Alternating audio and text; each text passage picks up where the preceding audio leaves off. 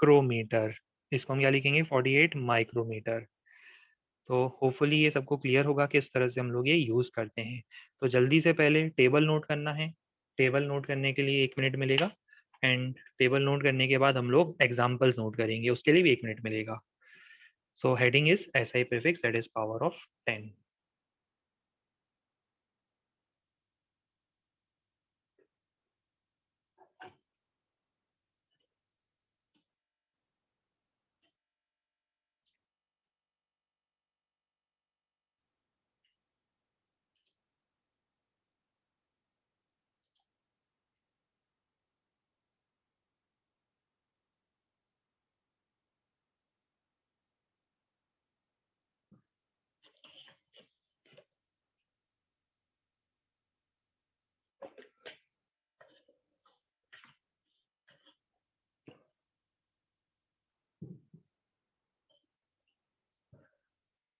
और still better, you can take a screenshot, और उतना डिजायर्ड पेज जो है आप लीव कर सकते हो, so it can be completed later on, just after the completion of class.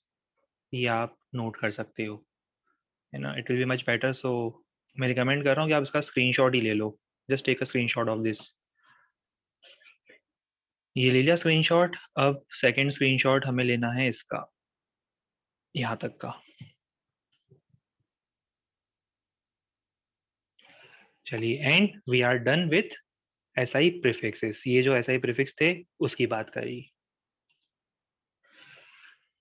चलिए, अब आगे बहुत इंपॉर्टेंट टर्म आने वाला है, but before proceeding to that term, ना, before we proceed to that particular term, just 1 minute के लिए हम क्विक रिकैप लेंगे आज हम लोगों ने क्या पढ़ा है, याद होता जाएगा हमें। पहला पॉइंट हमने अभी सिस्टम ऑफ यूनिट्स पढ़ा। स्टार्टिंग आज की हमारी क्लास की हुई थी विद सिस्टम ऑफ यूनिट्स। सो हम लोगों ने 4 जो commonly use system of units होते हैं इनकी बात करी। And after completing system of units अभी हम लोगों ने सेकंड पढ़ा। सेकंड क्या पढ़ा हम लोगों ने? एसआई प्रीफिक्स पावर ऑफ 10, एक कंप्लीट टेबल है हमारे पास जिसके हेल्प से हम लोग आगे यूनिट्स में प्रीफिक्स भी यूज कर सकते हैं, अप्लाई कर सकते हैं, राइट। चलिए अब आगे, आज हम लोग बात करेंगे, देखो टॉपिक का नाम है यूनिट्स एंड डायमेंशंस। तो ये डायमेंशंस क्या है इसकी हम लोग बात करेंगे। तो आज हमारा अब इनफैक्ट आने वाले 2 से 3 क्लासेस कम से कम हमारा फोकस होगा एक ही चीज पर, और वो होगा डायमेंशनल फॉर्मूला। अब ये क्या होता है ये आपको एग्जाम्पल से ही क्लियर होगा, ठीक है। क्या होता है ये एग्जाम्पल से क्लियर होगा। अगर अभी मैं डेफिनेशन आपको बता भी दूंगा तो आपको शायद इतना जल्दी क्लियर ना हो, पर जब हम एग्जाम्पल्स करेंगे और उसके बाद हम डेफिनेशन पढ़ेंगे तो आपको एकदम से क्लियर होगा। फिर भी सीक्वेंस वाइज हम पहले डेफिनेशन लिखेंगे। तो अभी विदाउट एक्सप्लेनेशन मैं आपको डेफिनेशन प्रोवाइड कर रहा हूँ, नोट करना स्टार्ट करो। Next heading is dimensional formula and we will start with definition. और जैसा मैं बोल रहा हूँ हमें वैसा ही लिखना है। The dimensions of a physical quantity,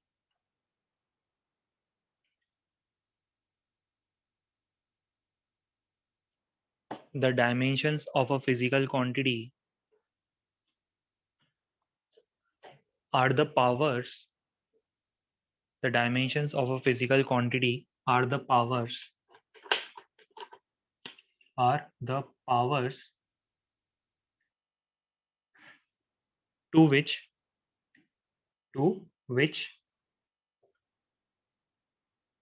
fundamental quantities, are the powers to which fundamental quantities must be raised, must be raised,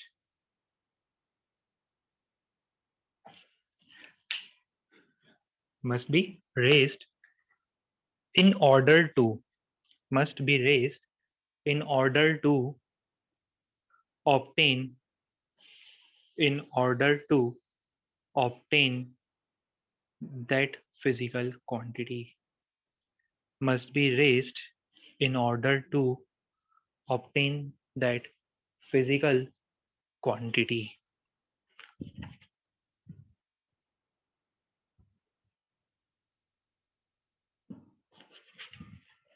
चलिए अब ये तो डेफिनेशन है। अब आप बोलोगे सर ये तो डेफिनेशन से कुछ क्लियर ही नहीं हुआ। अब हम थोड़ा एग्जांपल्स के हेल्प से इसको क्लियर करेंगे। देखो, एग्जाम्पल से क्लियर करने से पहले हम लोग 7 फंडामेंटल क्वांटिटीज को फिर से लाते हैं, पिक्चर में फिर से लाते हैं। 7 फंडामेंटल क्वांटिटीज थी लेंथ,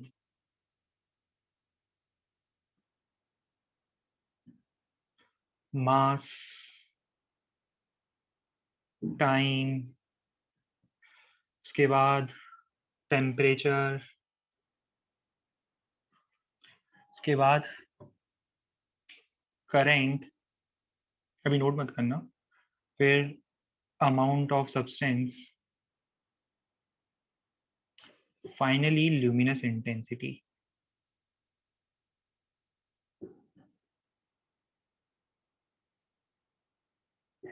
ये 7 फंडामेंटल क्वांटिटीज हुआ करती थी। अब हम क्या करते हैं कि इनको शॉर्ट में रिप्रेजेंट करना शुरू करेंगे, इनको शॉर्ट में रिप्रेजेंट करेंगे। आप ऐसा समझ लो अभी इनको शॉर्ट में रिप्रेजेंट कर रहे हैं। तो जब भी हम इनके डायमेंशनल फॉर्मूला की बात करते हैं, जब भी हम किसी फिजिकल क्वांटिटी को, सपोज कोई फिजिकल क्वांटिटी है,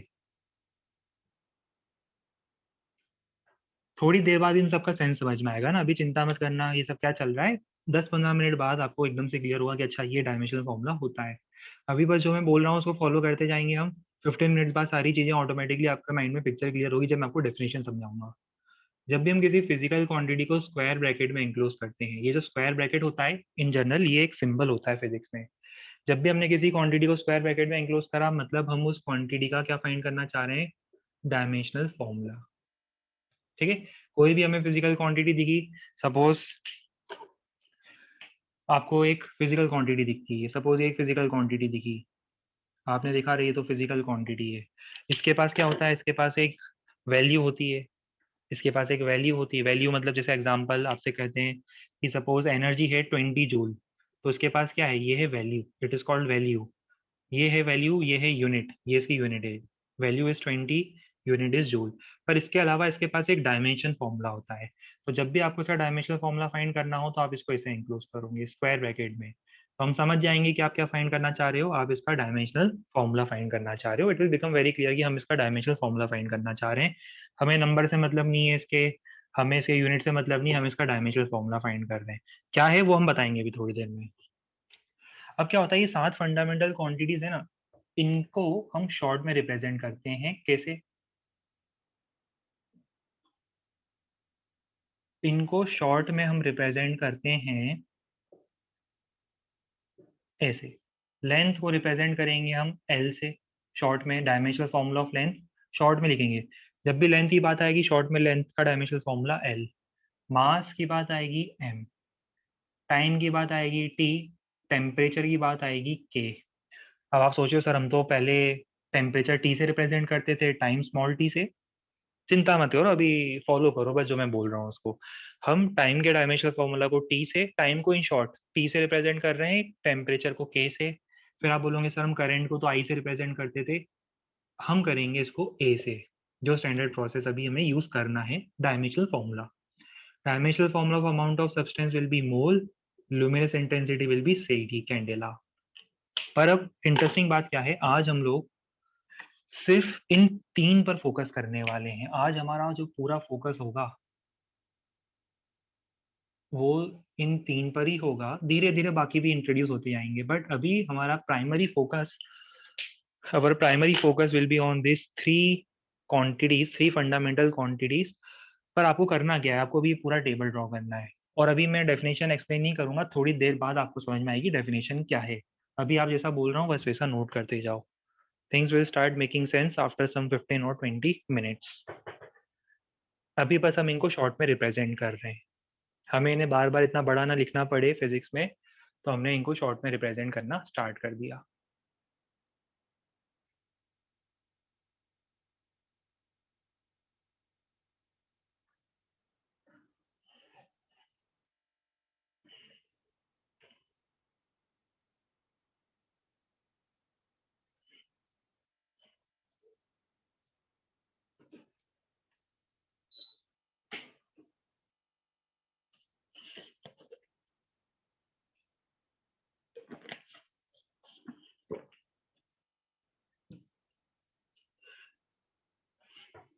चलिए अब हम समझते हैं कि डायमेंशनल फॉर्मूला होते क्या है।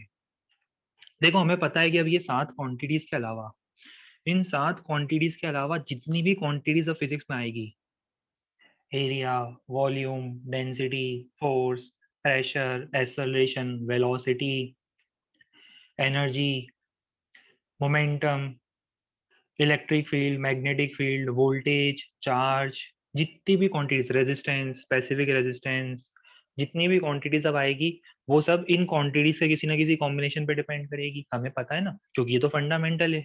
और हमें पता है कि इन फंडामेंटल के किसी ना किसी कॉम्बिनेशन के हेल्प से हम डिराइव्ड क्वांटिटीज ऑब्टेन कर सकते हैं। इनको किसी ना किसी फॉर्म में कंबाइन करने से हमें डिराइव्ड क्वांटिटी मिलती है। तो डायमेंशनल फॉर्मूला में अब हमारा एम पता है क्या है, कि किसी डिराइव्ड क्वांटिटी को इन फंडामेंटल क्वांटिटीज के टर्म में एक्सप्रेस करना है। एग्जांपल, स्टार्टिंग बहुत सिंपल करेंगे हम लोग। स्टार्टिंग देखो कितनी सिंपल होगी। स्टार्टिंग होगी बहुत सिंपल, स्टार्टिंग होगी एरिया से। एरिया का फॉर्मूला क्या होता है, लेंथ इंटू विड्थ। शॉर्ट में लिख रहा हूँ बिल्कुल, लेंथ इंटू विड्थ, ये फॉर्मूला है। ये डायमेंशनल फॉर्मूला नहीं है, ये फॉर्मूला है फिजिक्स का, मैथ्स का, फिजिक्स का। अब हम क्या करते हैं, इसका डायमेंशनल फॉर्मूला फाइंड करना चाहते हैं। तो डायमेंशनल फॉर्मूला फाइंड करने के लिए मुझे बताओ लेंथ के डायमेंशंस क्या होंगे, एल।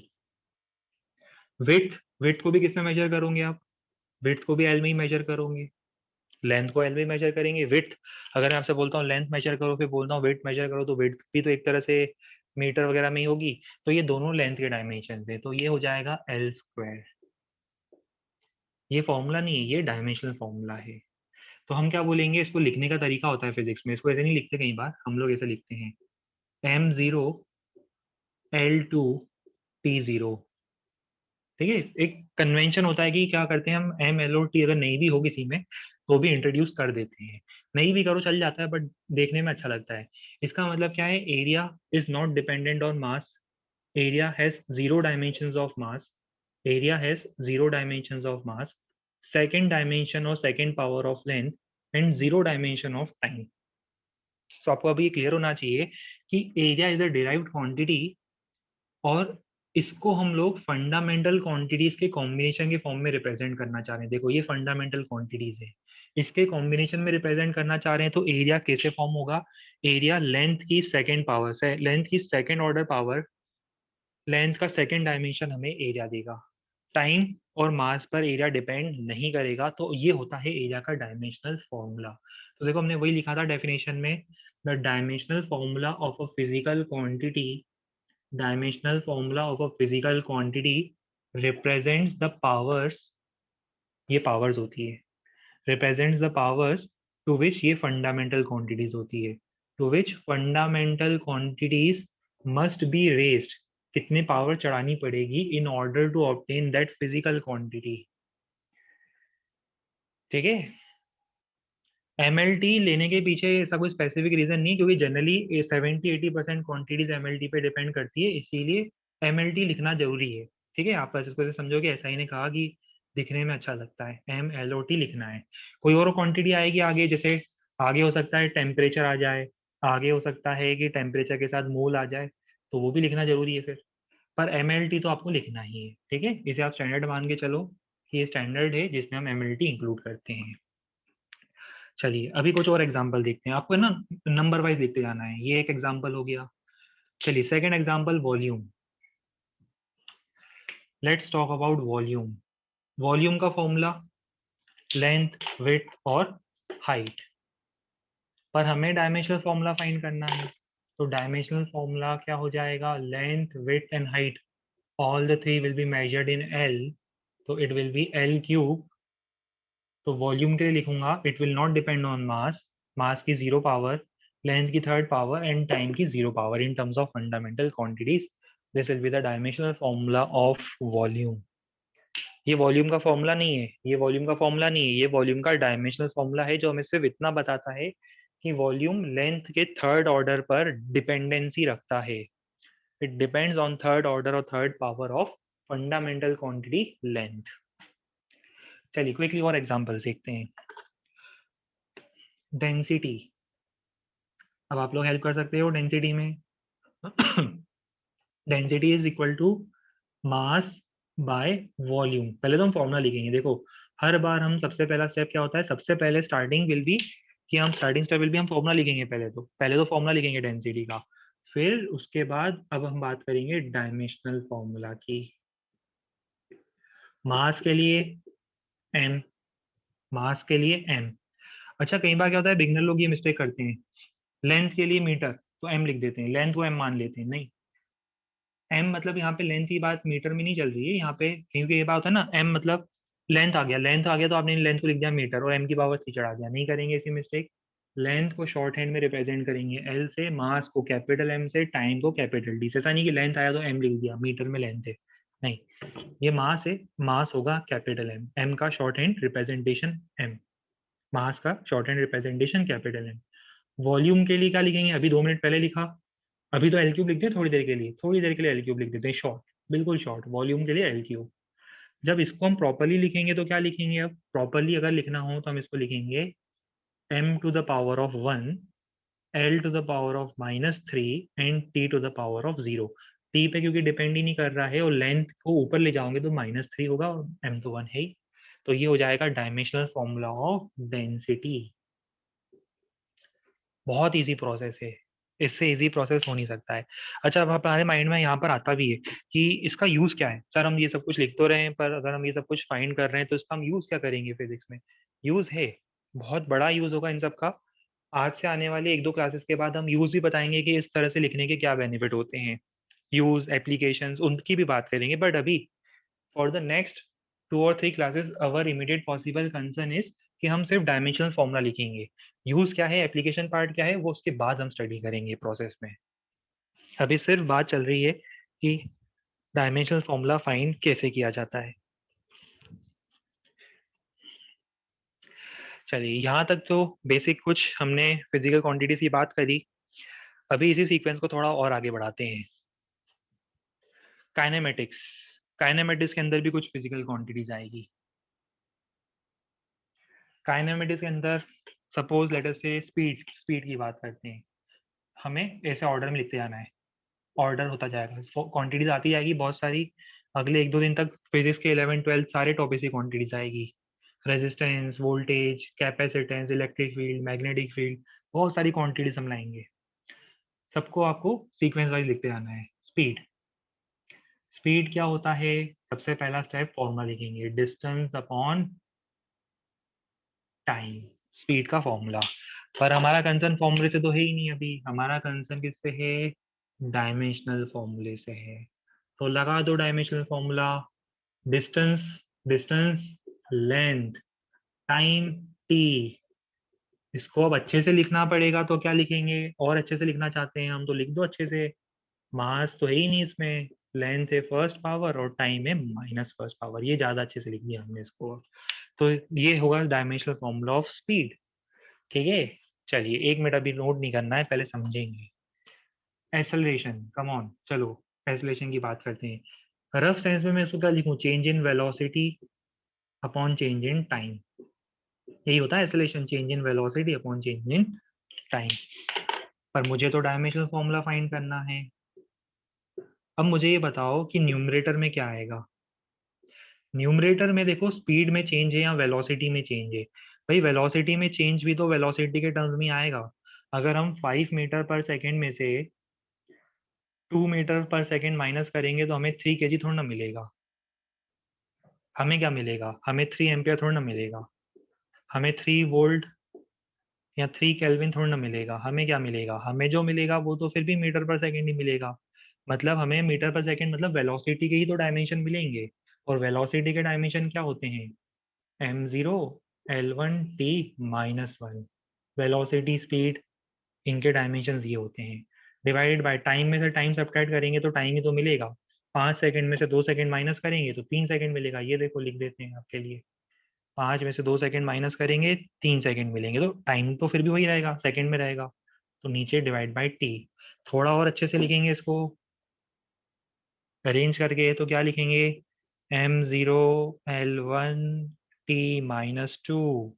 अभी ये देखो बहुत इंपॉर्टेंट वैल्यूज है डायमेंशन, इन सेंस डायमेंशन से जो हमें याद करने हैं, अब याद नहीं करने हैं। देखो 1-2 दिन में आपकी प्रैक्टिस इतनी अच्छी हो जाएगी। जब मैं आपसे बोलता हूँ स्पीड, आपके माइंड में पता है क्या आएगा? स्पीड मतलब speed is measured in metre per second. Metre means length, second means time. ये हो गया। l1 t-1 m0 कर दो। वही लिखा है देखो, m0। l लेंथ मतलब मीटर, टाइम की पावर माइनस मतलब पर सेकेंड। एक्सेलरेशन क्या होता है बताओ? एक्सेलरेशन होता है metre per second square. Unit तो पता है ना सबकी। मीटर मतलब m नहीं है, मीटर मतलब लेंथ। सेकेंड स्क्वायर, पर सेकेंड स्क्वायर का मतलब टी स्क्वायर नीचे आएगा। इसको क्या लिखूंगा? m0 l1 t-2। एल की फर्स्ट पावर, टाइम की -2 पावर, एम की पावर है ही नहीं। एम मतलब एम ये वाला एम नहीं है, ये एम मीटर का है और ये कैपिटल एम मास का है, ध्यान रहे इस बात का। स्पीड हो गया, एक्सेलरेशन हो गया। स्पीड एंड एक्सेलरेशन के बाद अब हम कुछ और क्वांटिटीज इंट्रोड्यूस करेंगे। अरे यार अब देखो है ना, ऐसे उल्टे सीधे सवाल पूछोगे ना जिनका हमको जवाब नहीं देंगे आपको। अब आप पूछोगे सर लेंथ को एल से क्यों रिप्रेजेंट करते हैं? अब आप पूछोगे सर शाहरुख खान का नाम उसे उनके घर वालों ने शाहरुख क्यों रखा? सलमान क्यों नहीं रख दिया है? ऐश्वर्या राय का नाम उनके घर वालों ने ऐश्वर्या क्यों रखा? फिर लेंथ को अब एल से क्यों रिप्रेजेंट करते हैं? अब आप बोलोगे मास को एम से क्यों रिप्रेजेंट करते हैं? सर हम फिजिक्स क्यों पढ़ते हैं?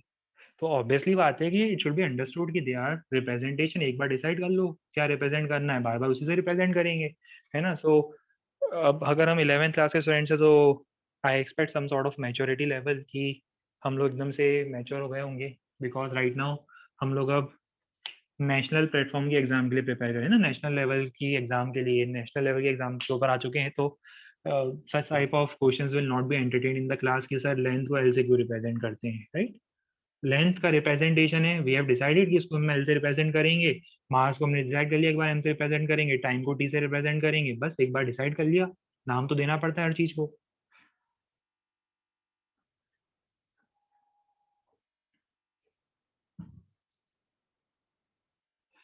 चलिए अब इसके बाद कुछ और क्वांटिटीज इंट्रोड्यूस करते हैं। फोर्स, फोर्स का सबसे पहले हम फॉर्मूला लिखेंगे। स्टेप नंबर 1 होता है, सबसे पहला स्टेप होता है फॉर्मूला लिखो। फॉर्मूला होता है मास इनटू एक्सेलरेशन।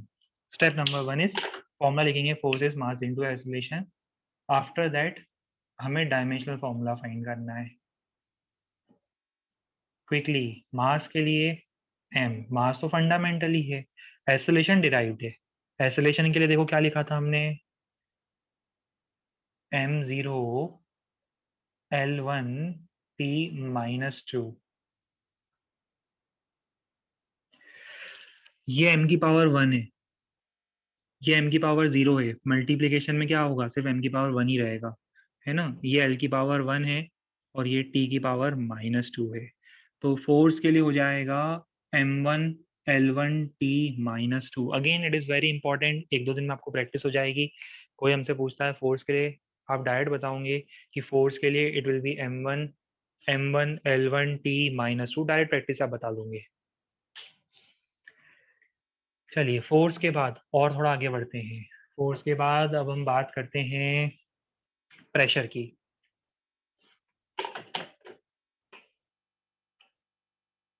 प्रेशर के लिए क्या लिखेंगे, फॉर्मूला लिखेंगे सबसे पहले। Formula is force upon area. But हमारा कंसर्न तो डायमेंशनल फॉर्मूला से है। फोर्स का dimensional formula m1 l1 t-2। Area का डायमेंशनल फॉर्मूला l²। सो ये आ जाएगा m1 l-1 t-2। ये हो जाएगा डायमेंशनल फॉर्मूला ऑफ प्रेशर। रुकेंगे नहीं, प्रैक्टिस करते जाएंगे। चलिए मोमेंटम, यहाँ लिख देते हैं मोमेंटम।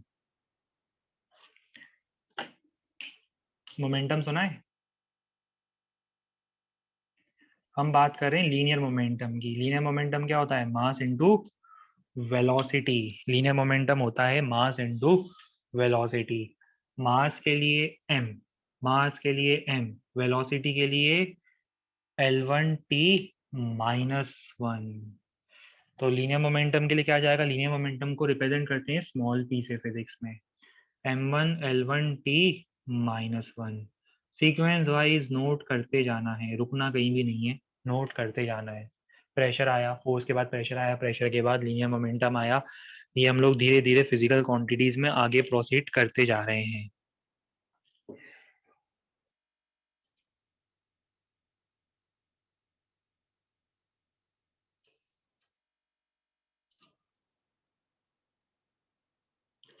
चलिए अब इसके बाद हम क्या फाइंड करेंगे, नेक्स्ट हम फाइंड करेंगे डायमेंशनल फॉर्मूला ऑफ एनर्जी। मैं चाहता हूँ कि आप लोग ट्राई करो, मैं चाहता हूँ कि आप लोग ट्राई करो।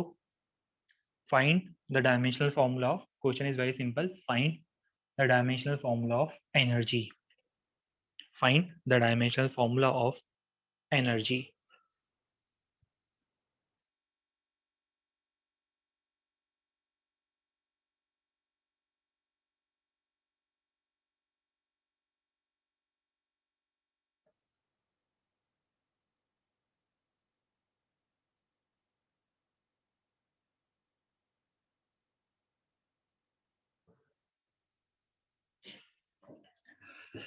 चलिए देखते हैं क्या करना चाहिए हमें। पहले तो हम क्या करेंगे, स्टेप नंबर 1, हमें कोई फॉर्मूला याद आना चाहिए एनर्जी का। अब वैसे तो हमें एनर्जी के बहुत सारे फॉर्मूले याद हैं, चलो रैंडमली दो तीन फॉर्मूले लिखते हैं। एक फॉर्मूला तो हमें याद है एनर्जी का, पोटेंशियल एनर्जी mgh। पढ़ा हुआ है हमने energy in the form of potential energy. Energy तो काइनेटिक एनर्जी भी तो होती है, ½ mv²। ये भी तो एनर्जी का फॉर्म है। एनर्जी का एक फॉर्मूला जो हम लोग 12th में पढ़ते हैं, शायद आप लोगों ने देखा होगा, famous formula, famous expression equal to mc square. अभी क्या होता है फॉर्मूला, क्या करता है, उसका हमारा कंसर्न नहीं है। अभी हमारा कंसर्न है फॉर्मूला अगर हमें पता है तो क्या हम डायमेंशनल फॉर्मूला फाइंड कर सकते हैं। अभी हमारा प्रेजेंट कंसर्न वो है। फॉर्मूला का मीनिंग क्या होता है ये तो हम 12th क्लास में पढ़ेंगे भी under the heading of modern physics. चलो स्टार्टिंग करते हैं इस फॉर्मूले से। यहाँ से मैं एनर्जी का डायमेंशनल फॉर्मूला निकालने की कोशिश करना चाह रहा हूँ। तो बताओ, मास के लिए m, मास मतलब m, g क्या है, एसिलेशन ड्यू टू ग्रेविटी, मतलब kind of acceleration, form of acceleration. Acceleration के क्या होता है, L1T माइनस टू, याद है, acceleration L1T minus two. Height, height will be measured in length, terms of length. तो उसको क्या लिखेंगे, M1L2T माइनस टू। ये हो जाएगा डायमेंशनल फॉर्मूला ऑफ एनर्जी। पर मान लो कि किसी को ये फॉर्मूला यूज ना करते हुए ये सेकंड फॉर्मूला यूज करना है, सो इज इट पॉसिबल कि हम सेकंड फॉर्मूला यूज करें? It is definitely possible, we can also use this expression as well. देखते हैं कैसे। अब अगर मैं सेकंड एक्सप्रेशन यूज करता हूँ, so again dimensional formula of energy will be, अब यहाँ पर देखो आपने एक देखा, एक नंबर आ रहा है, नंबर हमेशा डायमेंशनलेस होता है, तो हम यहाँ पर अलग से एक पॉइंट भी ऐड करेंगे, प्योर नंबर। ये जो नंबर होते हैं, नंबर्स आर ऑलवेज डायमेंशनलेस, जैसे हाफ हो गया, 3 हो गया। ये हाफ क्या है, एक नंबर है, इसके पास कोई यूनिट नहीं है अलग से। यूनिट तो किसके पास है, मास के पास है, वेलोसिटी के पास है। जिनके पास यूनिट होगी उनके पास ही डायमेंशन होंगे। ये तो एक नंबर आया है, नंबर के पास क्या होगा, ये तो प्योर नंबर है। नंबर एक तरह से, नंबर के पास कोई यूनिट या कोई डायमेंशन, यहाँ पर नंबर के पास कोई डायमेंशन नहीं होंगे, तो जो नंबर होता है इट इज डायमेंशनलेस। ठीक है, तो अगर ये डायमेंशनलेस है तो इसका मतलब M0 L0 T0 हमें कंसिडर नहीं करना है इसको, ये कंसिडर करना है। मास के लिए क्या लिखेंगे, मास के लिए हम लोग लिखेंगे m, मास के लिए कैपिटल M। वेलोसिटी के लिए L1T माइनस वन और इसकी सेकेंड ऑर्डर पावर, तो सॉल्व करने पर क्या आ जाएगा, M1L2T माइनस टू। ये हो जाएगा फॉर एनर्जी। पर मान लीजिए हमें ये फॉर्मूला यूज करना है, suppose we want to use this third expression, कोई प्रॉब्लम नहीं है, यूज कर लेंगे इसको भी। कैसे यूज करेंगे, m, m मतलब मास। c यहाँ पर क्या होता है, c represent speed of light, in expression equal to mc square, c represent speed of light. So अगर हम यहाँ पर c को स्पीड ऑफ लाइट सब्स्टिट्यूट करते हैं, सो वो हम लिखेंगे L1T माइनस वन का स्क्वायर। अगेन जब एक्सप्रेशन को सॉल्व करेंगे, M1L2T माइनस टू। देखो अब सेम एक्सप्रेशन आ रहा है, सेम एक्सप्रेशन हमें मिल रहा है। कोई भी फॉर्मूला हम यूज करें, अगर फिजिकल क्वांटिटी सेम है, कोई भी फॉर्मूला हम यूज करें अगर फिजिकल क्वांटिटी सेम है, तो सेम फिजिकल क्वांटिटी का हर बार किसी भी एक्सप्रेशन के हेल्प से आप यूज करो, डायमेंशनल फॉर्मूला हमेशा सेम आएगा। तो same physical quantity will always have same dimensions. कोई भी हम फॉर्मूला यूज कर लें, डायमेंशन में या डायमेंशनल फॉर्मूला में हमें चेंज नहीं मिलेगा। अच्छा, अब यहाँ पर एक इंटरेस्टिंग पॉइंट, एक लास्ट पॉइंट है जो मैं और ऐड करना चाहता हूँ। ठीक है, लास्ट पॉइंट है जो मैं यहाँ पे ऐड करना चाहता हूँ।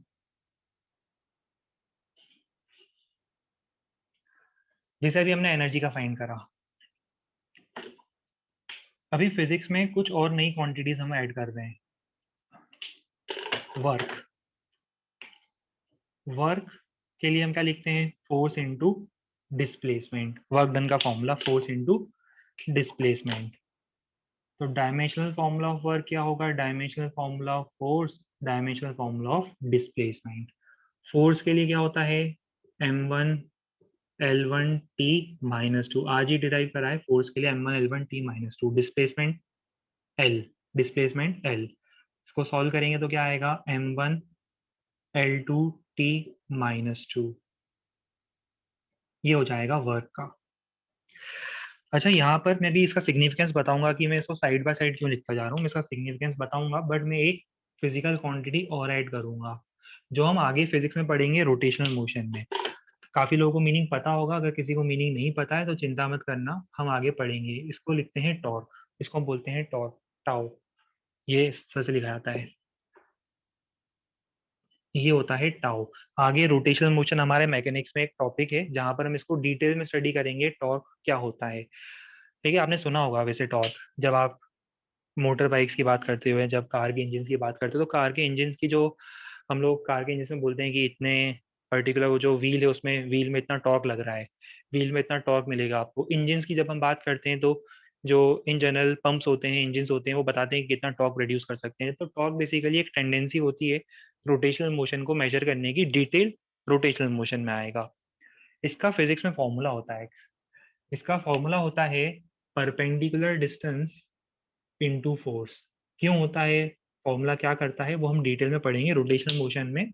अभी मान लो हमें ये फॉर्मूला पता है, टॉर्क होता है परपेंडिकुलर डिस्टेंस इनटू फोर्स। तो चलो हम यहाँ से इसका डायमेंशनल फॉर्मूला फाइंड करते हैं।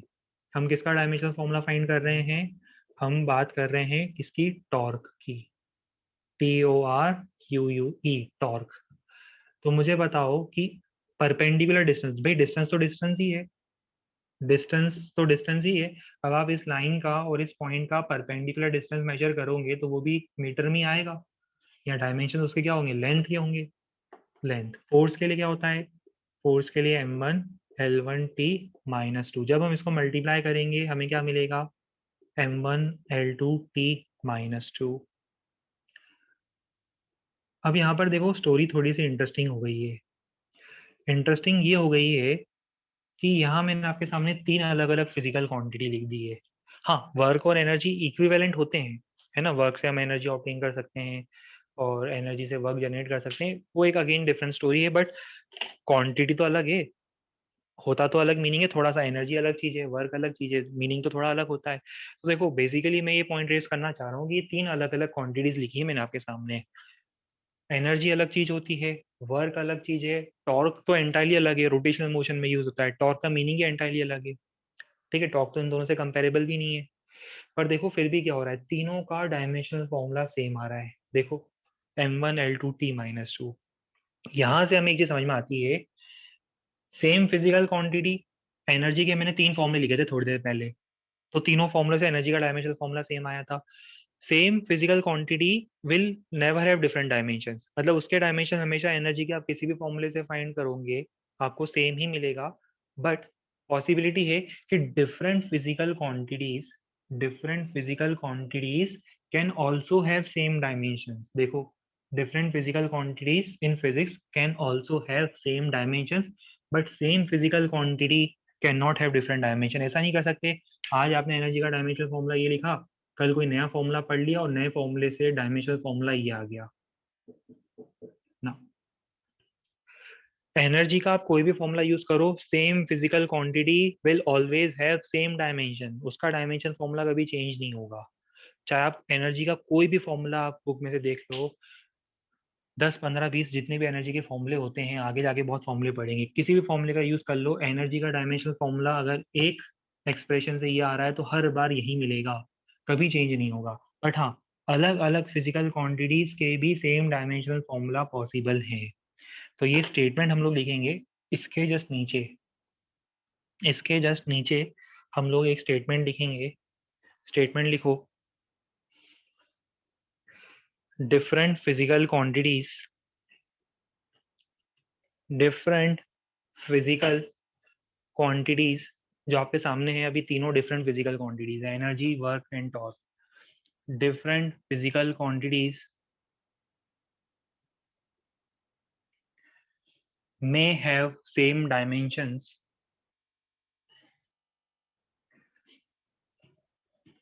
may have same dimensions, आपके सामने एग्जांपल दिख रहा है, but but same physical quantity, but same physical quantity can never have different dimensions, but same physical quantity can never have different dimensions.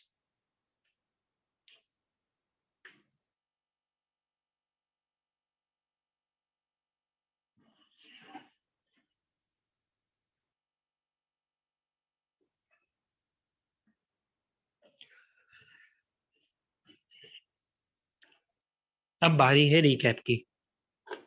अब बारी है जल्दी से आज के क्विक रिकैप की। Class number 2, units and dimensions, class number 2। आज की स्टार्टिंग यूनिट से हुई। डिफरेंट सिस्टम ऑफ यूनिट्स की बात करी हमने। यूनिट के बाद हम लोगों ने एसआई प्रीफिक्स की बात करी। एसआई प्रीफिक्स क्या होते हैं, कैसे यूज करते हैं। इसके बाद फाइनली आज हम लोगों ने स्टार्ट किया concept of dimensional formula. Dimensional formula क्या होता है, बहुत बेसिक क्वांटिटीज का डायमेंशनल फॉर्मूला हम कैसे फाइंड करते हैं। और उसके बाद हमने इसमें दो इंपॉर्टेंट चीजें और देखी अभी तक। दो इंपॉर्टेंट कंसेप्ट और आए। एक था कि एक नंबर अगर आता है जैसे हाफ एम वी स्क्वायर, तो उसमें जैसे नंबर आया, ठीक है, तो number will be dimensionless. Number will be dimensionless. जैसे अगर मान लो आगे कोई फॉर्मूला आता है जिसमें जिसमें मान लो पाई भी आता है, जैसे example force equal to 6 pi eta r v. अब आप पूछोगे सर ये फॉर्मूला किसका है, आगे पढ़ेंगे। इसमें ये 6 पाई एक नंबर है, देखो 6 पाई एक नंबर है, डायमेंशनलेस। तो जहां जहां नंबर आता है इट विल बी डायमेंशनलेस। ठीक है, ये पढ़ा। फिर हमने क्या करा, इसमें दूसरा इंपॉर्टेंट पॉइंट क्या देखा आज का। दूसरा इंपॉर्टेंट पॉइंट हमने ये देखा कि same physical quantity can never have different dimensions. इसके डायमेंशंस कभी अलग नहीं होंगे, but different physical quantities can have same dimensions. They may have same dimensions, उसमें फिजिक्स में कोई दिक्कत नहीं है। आगे हम ऐसे बहुत सारे पेयर्स भी देखेंगे, जैसे अभी आपके सामने एक पैर दिख रहा है। आगे ऐसे बहुत सारे फिजिकल क्वांटिटीज के पैर देखेंगे जिनके डायमेंशंस फिजिक्स में एक जैसे होते हैं, उसकी भी बात करेंगे। चलिए, तो आज कंसेप्ट के पॉइंट ऑफ व्यू से आज के सेशन को हम यहाँ पर पॉज करेंगे, आज के सेशन को हम यहाँ पर एंड करेंगे, और इसके बाद नेक्स्ट टर्न पर डायमेंशनल एनालिसिस को और आगे कंटिन्यू करेंगे।